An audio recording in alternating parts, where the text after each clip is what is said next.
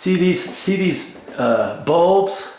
This one's off and that one's off. And those two are probably connected to the same light ballast. And see how dark the ends are? When the ends get like that, eventually they burn out. See the one on the far right? It's got black on it.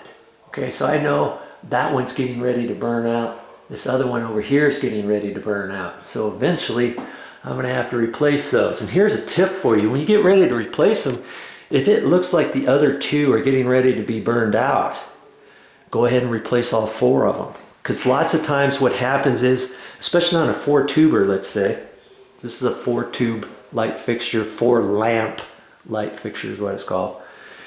Sometimes if you replace one or two bulbs a few weeks later, another bulb burns out. And sometimes it's caused by, you got new light tubes and old light lamps connected on the same ballast or something. I've had that experience a lot in commercial where a tenant will say, hey, we've got a couple bulbs out, and sometimes we decide, let's just replace, the other remaining bulb. Sometimes we don't.